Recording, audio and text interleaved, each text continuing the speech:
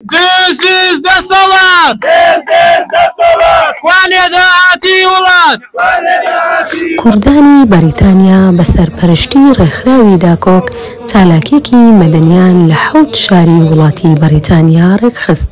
چالاکیەکە بۆ پشتیوانیکردن لە ڕۆژنامەنووسانی بەناحەق زیندانیکراو لە هەرێمی کوردستان کە لەلایەن حکمی بنەماڵەی داپڵۆسێنەری دەنگی ئازادی و ئازادی خوازان کپ و بێدەنگ دەکرێت. هەر لە چالاکیەکەدا چەندین وتار و پەیام لەلایەن چالاکوانان و ڕۆژنامەنووسانەوە بە هەردوو زمانی کوردی و ئینگلیزی خوێنرایەوە. داوای ئازادکردنی ڕۆژنامەنووسانیان کرد و پەیامی ئازادیان بە گوێی دەسەڵاتدارانی حکمی و حیزبیدا. هەروەها پەیامی بەردەوامبوونیان نوێ کردەوە و بۆ پشتیوانی دەنگی ئازادی و ئازادی خوازان. ئەمڕۆ ڕێکخراوی داکۆک لە تەواوی شارەکانی بەریتانیا هەستاوە بە سازدانی ئەم خۆپیشاندانە گەورەیە تاوەکو دەنگی ناڕەزایەتی تەواوی ژیراوانی کوردستان بگەێنێتە لایەنە پەیوەندیدارەکان لە وڵاتی بەریتانیا. وەکو خۆتان نەزانن چەندین چالاکوان چەندین ڕۆژنامەنووس بەبێ هیچ پاساوێک بەبێ هیچ تاوانێک کراوەتە نێو کونجەی زیندانەوە لە هەمان کاتیشدا بەبێ ئەوەی ڕێگەیان بدرێت کە بە دیداری خانەوادەکانیان شاد ببن. هەموو جارێک وتومە بینینی ئەم گەنجە خوێنگەرمانە ئەم گەنجە ئازا و نەبەرود لێرانە دایمەن گڕوتین بە ئێمەدا وامان لێکە هەمیشە بەردەوام بین لە وەسانەوە دژی زوڵم و ستەم و ناعەدالەتی و خراپەکاری و گەندەڵی لە هەرێمی کوردستان کە لەلایەن پارتی وێکێتیەوەکرێ.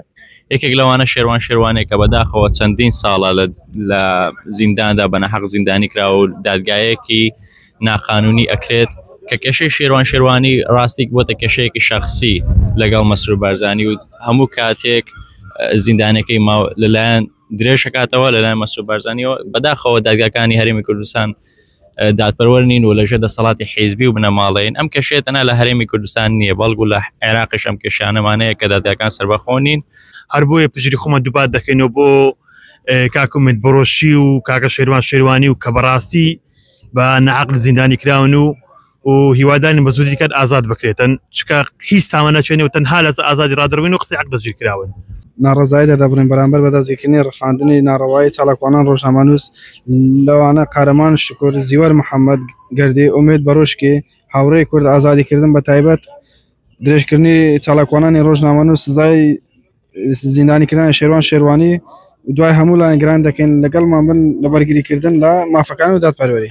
مە بەشگرتنامەوەیەک و ئەم داخوازە ئازادبوونەوەوان گرتیت هەمی پارچێت کوردستانی دەکەین تایبەت زیندانیت بادینان و لای سۆران و هەر 4 پارچێت کوردستانی تایبەت هەرێمە کوردستانێک و ئەف زوڵم و نەحەقی و زۆرداریە هەردوو دەسەڵاتێت پارتی و یەکەتیە دیکتاتۆرانە تێنەکردن ئەم وێ زوڵمی هەمی شەرمزار دەکەین. دەرخستنی پشتگیری خۆمان بۆ ئەو چالاکوان و ڕۆژنامەوانانەی کوردستان کە بە ناحەق دەگیرن لەسەر قسەی حەق ئێمە داواکاریمانەوەیە ئەو سیاسەتە نەگریسە بوەستێن بەرامبەر خۆپیشاندان و چالاکوانان تاکەی ینی بەڕاستی مرۆڤ نەتوانێت ڕێی خۆی بە ئازادی دەربڕێ. ئیدێمە لێرن بە هەموو شێوەیەک پشتگیری خۆمان دووبارە دەکەینەوە لە شوێنێکیکە و لە بەروارێکە و لە ڕۆژێکی نوێ. زیندان و گرتنی ڕۆژنامەنووسان داواکارین لە ڕێکخراو نێودەوڵەتی جیهانیەکان کە بێنە سەرخات بۆ ئەم زوڵم و کە لە ڕۆژنامەنووسان دەکرێت. کەناڵی BK4 لە خەمی هەمووان کۆکەرەوەی کوردان لە تاراوگا بەگشتی لە ئەوروپا و بەریتانیا BK4